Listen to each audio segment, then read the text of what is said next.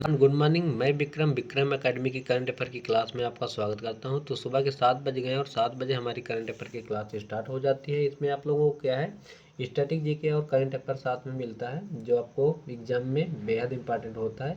आज हमारी 13 नंबर की क्लास होगी और 7 बजे क्लास आपकी यूट्यूब पर आ जाती है। इसमें आप लोग क्या है, लेखपाल भर्ती आप लोगों की है, R O UPSI, UP police, SSC, railway, state exam जो भी है, उन सभी के लिए करंट अफेयर महत्वपूर्ण रहता है। तो इसमें आप लोगों को बेहतर और नए करंट अफेयर मिलेंगे।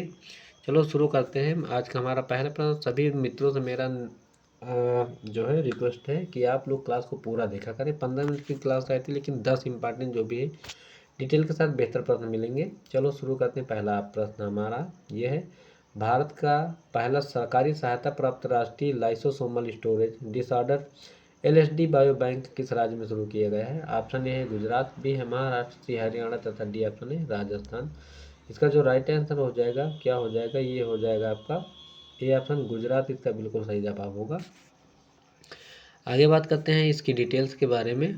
तो डिटेल्स आप लोगों को ये रही, भारत का जो है, भारत का पहला सरकारी सहायता प्राप्त राष्ट्रीय बायो बैंक जो है लाइसोसोमल स्टोरेज डिसऑर्डर एलएसडी के लिए समर्पित है और फरवरी 2026 में गुजरात के अहमदाबाद में स्थित foundation for research in genetics and endocrinology FRIG में शुरू किया गया। ठीक, इसे जैव प्रौद्योगिकी मिशन DBT द्वारा वित्त पोषित किया जाता है और यह सुविधा जो है 15 राज्यों के 530 रोगियों के जैविक नमूनों और डेटा को संग्रहित करती है, ताकि अनुसंधान को बढ़ावा दिया जा सके और किफ़ायती निदान उपकरण विकसित किए जा सके और दुर्लभ उपापचय विकारों को उपचार में सहायता प्रदान मिलती है और सुधार किया जा सकता है इसमें।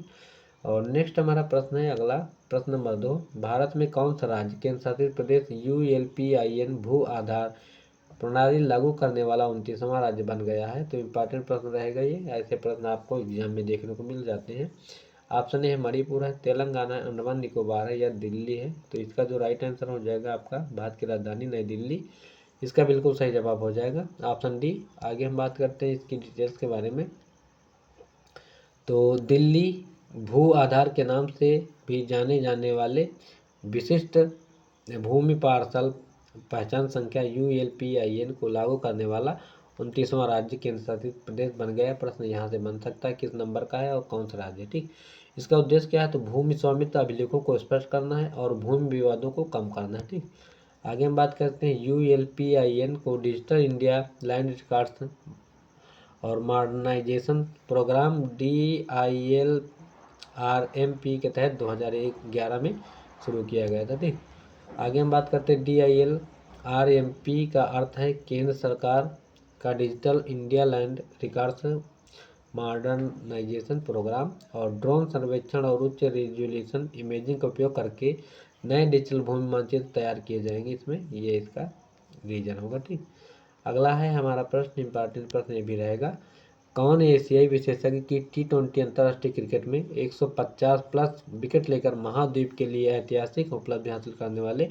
पहले खिलाड़ी बन गए हैं? ऑप्शन ए है मोहम्मद शमी, बी है राशिद खान, सी है जसप्रीत बुमराह तथा डी ऑप्शन है यजुवेंद्र चहल। तो आप लोग जो क्रिकेट को देखते हैं उनको अच्छे से पता है, ये अफगानिस्तान के खिलाड़ी हैं स्पिनर राशिद खान। इसका राइट आंसर बी ऑप्शन बिल्कुल सही जवाब हो जाएगा। ठीक, आगे हम बात करते हैं इसकी डिटेल्स के बारे में। तो राशिद खान जो है T20 अंतर्राष्ट्रीय मैचों में 150 से अधिक क्या है, 150 से अधिक विकेट और वनडे मैचों में 200 से अधिक विकेट लेने वाले पहले एशियाई गेंदबाज बन गए हैं। वह वनडे में 200 विकेट लेने वाले पहले अफगान गेंदबाज हैं। उन्होंने यह उपलब्धि अबू धाबी में बांग्लादेश के खिलाफ पहले वनडे के दौरान हासिल की है। ठीक, और 115 वनडे मैचों में राशिद ने 20.28 के औसत से 4.23 की इकोनॉमी रेट से 202 विकेट लिए हैं। इसमें 6 बार 4 विकेट और 5 बार 5 विकेट लेने का कारनामा शामिल है। उनका सर्वश्रेष्ठ रिकॉर्ड क्या है? 18 रन देकर 7 विकेट इनका खतरनाक है ये रिकॉर्ड। तो बहुत बढ़िया बॉलर है ये अफगानिस्तान के। और अगला प्रश्न हमारा ये रहा 4 नंबर, ऑस्कर विजेता फिल्म मेकर फ्रेडरिक वाइसमैन किस देश से संबंधित थे जिनका 96 साल में मृत्यु हो गई है? और इटली के हैं, रूस है, अमेरिका है या इंग्लैंड है? तो इनका जो संबंध है ये कहाँ से है, ये अमेरिका के रहने वाले हैं। इसका राइट आंसर आपका सी हो जाएगा। ठीक, आगे हम बात करते हैं इसकी डिटेल्स के बारे में। तो दिग्गज अमेरिकी डॉक्यूमेंट्री फिल्म निर्माता फ्रेडरिक वाइसमैन का जो है 16 साल की उम्र में इनका निधन हो गया है। और 16 फरवरी को 2026 को 96 वर्ष की आयु में इनका निधन हो गया है। और इनका विवरण क्या है, तो जन्म इनका कहाँ हुआ था, उनका जन्म जो है 1 जनवरी 1930 को हुआ था, यानी कि ये 1 जनवरी को पैदा हुए थे। बोस्टन मैसाचुसेट्स आप लोग यूनिवर्सिटी सुने होंगे, अमेरिका में है और यहीं से इनका संबंध था। योगदान क्या है, तो उन्हें अमेरिकी संस्थानों जैसे स्कूल, अस्पताल और पुलिस के यथार्थवादी चित्रण के लिए जाना जाता है। और आगे सम्मान इनका क्या मिला है, तो सिनेमा में उनके उत्कृष्ट योगदान के लिए उन्हें 2016 में मानद अकादमी पुरस्कार ऑस्कर से सम्मानित किया गया था। और इनकी फिल्म प्रसिद्ध कौन कौन थी, तो टिकट फालिज 1967 में रिलीज हुई थी, ये इनकी प्रमुख फिल्म है। ठीक, और अगला हमारा नेक्स्ट प्रश्न है, प्रश्न नंबर है 5। निम्न में से किस राज्य में लोसार महोत्सव 2026 मनाया गया, हिमाचल प्रदेश, बिहार, असम या तमिलनाडु। तो ये लोसार महोत्सव कहाँ पे होता है, ये होता है आपका हिमाचल प्रदेश में। तो इसका राइट आंसर क्या हो जाएगा, हिमाचल प्रदेश। सुखविंदर सिंह सुक्खू का संबंध है यहीं से। और हिमाचल प्रदेश जो है हींग की खेती अनिवार्य कर दिया और भांग की खेती अनिवार्य कर दिया, ये भी आप लोग याद रखना। ठीक, तो लोसर महोत्सव 2026 से संबंधित कुछ महत्वपूर्ण जानकारियां हैं, इसके बारे में बताते हैं। तो ये 2026 में मुख्य रूप से हिमाचल प्रदेश के विशेषकर मैक्लोडगंज और धर्मशाला, आप लोग जानते हैं यहाँ की राजधानी है, शिमला और धर्मशाला दोनों है, लद्दाख, सिक्किम और अरुणाचल प्रदेश में मनाया जाता है, जो भी आपके ऊपरी भाग के एरियाज हैं पहाड़ी। अवधि की मैं बात करूं तो यह उत्सव जो है 18 फरवरी से 20 फरवरी 2026 तक मनाया गया। विशेषता क्या है, तो वर्ष 2026 को तिब्बती कैलेंडर के अनुसार फायर हार्स ईयर की शुरुआत के रूप में माना जाता है। और उसके बाद है महत्व क्या है, तो यह तिब्बती नववर्ष का प्रतीक है, जिसे बौद्ध समुदायों द्वारा प्रार्थनाओं, पारंपरिक व्यंजनों जैसे खपसे और सांस्कृतिक कार्यक्रमों के साथ मनाया जाता है। ठीक, तो ये था लोसर महोत्सव। और अगला है 6 नंबर का प्रश्न हमारा, हाल ही में रेत के नीचे छिपे सिकंदर महान के खोए हुए पुराने शहर चारेज के स्पेरिनो कहाँ खोजा गया। तो ये भी इम्पॉर्टेंट प्रश्न रहेगा। सीरिया है, इराक है, ईरान है और यूगोस्लाविया है। तो इसका जो राइट आंसर हो जाएगा ये हो जाएगा आपका इराक, बिल्कुल सही है। और ये आपको मिला कहाँ है, तो इराक में आप लोग जानेंगे टिग्रिस और बराक नदी जो है उसी के बीच में ये शहर खोजा गया है। और सब पुराना शहर है जो सिकंदर के द्वारा बसाया गया था। आप लोग सिकंदर को जानते हैं, ये कहाँ का रहने वाला था, तो मकदूनिया का शासक था ये, मकदूनिया का। ठीक, सिकंदर, तो सिकंदर महान का नाम आप लोग अच्छे से जानते होंगे। और आगे हम बात करते हैं इसकी डिटेल्स के बारे में। तो सिकंदर महान जो है इसके द्वारा बसाया गया पुराना शहर चारिज का स्पेरिनो हाल ही में इराक के रेगिस्तान में खोजा गया है। और इस खोज से जुड़ी कुछ प्रमुख जानकारियां निम्नलिखित हैं, इंपॉर्टेंट प्रश्न है। स्थान आप लोग जानते हैं, प्राचीन बंदरगाह शहर वर्तमान इराक में टाइग्रिस, जिसे टिग्रिस के नाम से भी जानते हैं, और कॉस्फेस नदियों के संगम के पास इराक ईरान सीमा के करीब स्थित है। स्थापना इसकी जो है इस सिकंदर महान ने 324 ईसा पूर्व में की थी। और शुरुआत में इसे अलेक्जेंड्रिया के नाम से जाना जाता था। तो ये चीज़ इम्पॉर्टेंट थी। खोज की तकनीक की मैं बात करूँ तो पुरातत्वविदों ने इसे खोजने के लिए ड्रोन, मैग्नेटोमेट्री जैसी आधुनिक तकनीकों का उपयोग किया, जिससे रेत और मिट्टी के नीचे दबी सड़कों, मंदिरों और औद्योगिक कार्यशालाओं का पता चलाया जाता है। ठीक, ऐतिहासिक महत्व इसका क्या है, तो यह शहर मेसोपोटामिया, आप लोग सुने होंगे मेसोपोटामिया की सभ्यता और भारत के बीच व्यापार का एक प्रमुख केंद्र था। बाद में चारे साम्राज्य की राजधानी बना था। तो ये काफ़ी इम्पोर्टेंट प्रश्न रहेगा। और अगला आप लोग अगला प्रश्न देखिए, प्रश्न नंबर है 7। हाल ही में टाइडल फ्लडिंग को राज्य आपदा किसने घोषित किया है, गोवा, बंगलोर, केरल या चंडीगढ़। तो इसका जो राइट आंसर हो जाएगा ये हो जाए टाइडल फ्लडिंग होता क्या है, तो मैं आपको बताना चाहूँगा। ये है समुद्र के किनारे बसे हुए राज्यों में जो आता है समस्याएं, समुद्री जो तूफान आते हैं इनकी वजह से। केरल के 14 ऐसे राज्य, 14 राज्य जो हैं, 14 में से जो 9 राज्य हैं ये आपको कहाँ मिलेंगे, समुद्र के किनारे बसे हुए 9 राज्य। ठीक, और यहाँ पे सबसे ज़्यादा समस्याएं आती हैं। 14 में से 9 राज्य जो हैं ये समुद्र के एरिया के किनारे बसे हुए हैं, जहाँ पे ये सारी समस्या मिलती है। ठीक, तो हाल ही में जनवरी फरवरी 2026 में केरल सरकार ने तटीय क्षेत्रों में होने वाली ज्वारी बाढ़ जिसे बोलते हैं, ये टेडरल फ्लोडिंग क्या होता है, ज्वारी बाढ़ को कहते हैं, को राज्य विशिष्ट आपदा घोषित कर दिया गया है। इंपॉर्टेंट प्रश्न है और इस घोषणा से संबंधित महत्वपूर्ण कुछ बिंदु हैं। तो भारत में पहली बार क्या है, केरल ऐसा करने वाला भारत का पहला राज्य बन गया है। और द हिंदू के अनुसार, हिंदू क्या है पत्रिका है के अनुसार, इससे पहले ज्वारी बाढ़ को एक सामान्य प्राकृतिक घटना माना जाता था और आपदा की श्रेणी में नहीं रखा गया था। ठीक, लेकिन अब माना जाएगा केरल में। और वित्तीय सहायता की मैं बात करूं तो इस निर्णय के बाद ज्वारी बाढ़ से प्रभावित लोग अब राज्य आपदा प्रतिक्रिया कोष के माध्यम से वित्तीय सहायता प्राप्त करने के लिए पात्र हो जाएंगे। और जीके टुडे ने पुष्टि की है कि यह सहायता अन्य प्राकृतिक आपदाओं के पीड़ितों को मिलने वाली राहत से समान होगी। ठीक, जैसे बारिश वगैरह आ जाती है तो समस्या हो जाती है, तो वैसे ही इसमें भी पैसा मिलेगा। और कारण क्या है, तो राज्य के 9 तटीय जिलों, मैंने अभी बताया है, विशेष रूप से अलापू झुआ और कुटनाड़ क्षेत्र जो है और कोच्चि में समुद्र के बढ़ते स्तर और ऊंची लहरों के कारण जान माल और आजीविका के नुकसान को देखते हुए यह कदम उठाया गया है। और केरल के बारे में आप लोग जानते हैं, अभी बताते हैं उसकी डिटेल और भी। और कानूनी आधार क्या है, तो यह घोषणा जो है आपदा प्रबंधन अधिनियम 2005 के धारा 2D के तहत की गई है। और PMFIAS के मुताबिक सरकारी आदेश जियो नंबर ये है 5/226/MDMD 30 जनवरी 2026 को जारी किया गया था। और केरल के बारे में आप लोग जानते हैं, यहाँ के पिनराई विजयन यहाँ के CM हैं।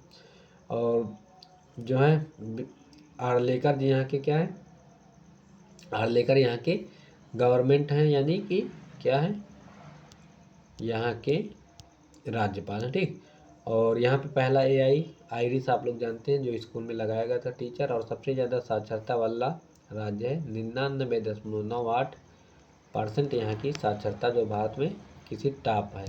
इसके साथ साथ यहाँ का लिंगानुपात भी आप लोग जानते हैं 1084 महिलाओं का सबसे ज़्यादा है लिंगानुपात यहाँ का 1084, यानी 1000 पुरुषों पर 1084 महिलाएं यहाँ पे रहती है। ठीक, आगे बात करते हैं, सबसे साक्षरता सब लोग जान ही चुके हैं। अगला नेक्स्ट प्रश्न हमारा है, भारत का पहला जैन चादर महोत्सव कहाँ आयोजित किया गया, उज्जैन, जैसलमेर, जम्मू कश्मीर या कर्नाटक। तो ये भारत का पहला है, जैसलमेर में, आप लोग जानते हैं अभी जैसलमेर में युद्धाभ्यास हुआ है, कल ही हम प्रश्न में बताए थे। तो जैसलमेर अजमेर में है, और वो जैसलमेर जो है आपका राजस्थान में मिलेगा। और यह एक रेतीला यानी कि रेगिस्तानी एरिया है जैसलमेर। चलो बात करते हैं, तो ये भारत का पहला इसलिए इम्पॉर्टेंट प्रश्न हो जाएगा, जैन चादर महोत्सव राजस्थान के जैसलमेर में आयोजित किया गया। और इस महत्वपूर्ण इसमें कुछ जानकारियां हैं। तो आयोजन तिथि कब है, तो यह जो है 3 दिवसीय महोत्सव होता है 6 से 8 मार्च 2026 तक। जैसलमेर के ऐतिहासिक सोनार किले में आयोजित किया गया है। मुख्य आकर्षण क्या है, तो इस उत्सव में दादा श्री जिदंत सूरी महाराज के लगभग 872 साल पुराने पवित्र वस्त्रों, चादर, चोल पट्टा और मुँह पट्टी की पूजा और प्रदर्शनी की जाती है। और इतिहास है तो इसमें क्या है, तो ये प्राचीन वस्त्र जैसलमेर की जैन मंदिर के ज्ञान भंडार पुस्तकालय में सुरक्षित रखे गए हैं। मानता है कि गुरुदेव के निर्माण के समय उनके शरीर पर लिपटे वस्त्र अग्नि में नहीं जले थे, ये है। ठीक, और विशिष्ट तिथि क्या है, तो कार्यक्रम में RSS सरसंघ चालक मोहन भागवत, केंद्रीय गृह मंत्री अमित शाह और राजस्थान के मुख्यमंत्री भजन लाल आप लोग जानते हैं सहित कई गणमान्य व्यक्तियों को इसमें आमंत्रित किया गया है। तो ये था राजस्थान के बारे में। और अगला है नेक्स्ट हमारे पास, हाल ही में चर्चा में था पिटोन डेला फॉर्नेज ज्वालामुखी का संबंध किस देश से है, तो ये रीयूनियन आइलैंड है, ये ईरान है, इंडोनेशिया या फिलीपींस है। तो इसका जो संबंध है ये होगा ए ऑप्शन, रीयूनियन आइलैंड से संबंधित है और ये ज्वालामुखी विस्फोटित हुआ है। आगे हम बात करते हैं इसकी डिटेल्स के बारे में। तो पिटेन डी ला फॉर्नेज हिंद महासागर में स्थित रीयूनियन आइलैंड के पूर्वी हिस्से में स्थित एक विशाल ढाल ज्वालामुखी है और यह दुनिया के सबसे सक्रिय ज्वालामुखियों में से एक माना जाता है। और हाल ही में इसमें हुए विस्फोट के कारण यह चर्चा में रहा है। ठीक, और रीयूनियन आइलैंड फ्रांस का एक क्या है, फ्रांस का एक विदेशी विभाग है, इसको भी याद रखना। कहाँ से संबंधित है? फ्रांस से। अगला प्रश्न हमारा है 10 नंबर, हाल ही में विक्रम एलएलएम किसने लॉन्च किया है? आईआईटी गोवा, सर्वम एआई, माइक्रोसॉफ्ट या गूगल? तो इसको लॉन्च किसने किया है? सर्वम, क्या नाम है इसका? सर्वम एआई। ठीक, बी ऑप्शन इसका बिल्कुल सही जवाब हो जाएगा। आगे हम बात करते हैं इसकी डिटेल्स के बारे में। तो हाल ही में फरवरी 2026 में बंगलौर स्थित एआई स्टार्टअप सर्वम एआई ने विक्रम नाम के 2 स्वदेशी large language model LLM launch किए हैं। ठीक, और महत्वपूर्ण जानकारी इसमें क्या है? तो मॉडल के प्रकार क्या है? कंपनी ने विक्रम सीरीज के तहत 30 बी और 105 बिलियन पैरामीटर वाले 2 मॉडल पेश किए हैं। खासियत क्या है? तो ये मॉडल जो है विशेष रूप से भारतीय भाषाओं और संदर्भों के लिए प्रशिक्षित किए गए हैं और सभी 22 आधिकारिक भारतीय भाषाओं को समर्थन करते हैं। और सहयोग क्या है? तो इन मॉडलों को भारत सरकार ने इंडिया एआई मिशन के तहत उपलब्ध कराए गए कंप्यूट संसाधनों का उपयोग करके विकसित किया गया है।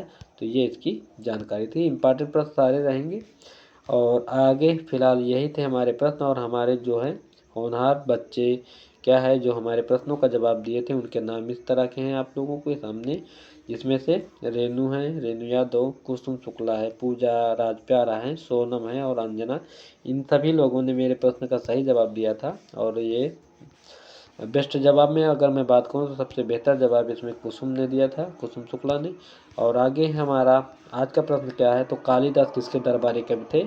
इसके बारे में आप लोग बताइएगा, इनकी रचनाएं क्या क्या थी और ये सारी चीज़ें आप लोग डिटेल में लिखिएगा। इंतजार रहेगा सभी के प्रश्नों का जवाब आप हम कमेंट बॉक्स पे करिएगा। और क्लास अच्छी लगे तो लाइक ज़रूर करिएगा, सब्सक्राइब करिएगा जो भी नए स्टूडेंट हैं इस चैनल को। और हमारी पीडीएफ आपको कहाँ पे मिलेगी? तो ये हमारा मोबाइल नंबर है, इसमें आप लोग क्या है कि पीडीएफ के लिए मैसेज कर सकते हैं, आपको पीडीएफ मिल जाएगा। ठीक, तो बाय सभी को, थैंक यू क्लास को देखने के लिए। और कमेंट करिएगा, पूरी क्लास देखने के बाद आप लोग कमेंट बॉक्स पे कमेंट नहीं करते हैं, तो जो भी स्टूडेंट है इस पर कमेंट जरूर करिएगा। सारे प्रश्न इंपॉर्टेंट रहते हैं, आप लोग रोज देखिएगा। बाय सभी को, मिलते हैं नेक्स्ट डे, तब तक के लिए थैंक यू।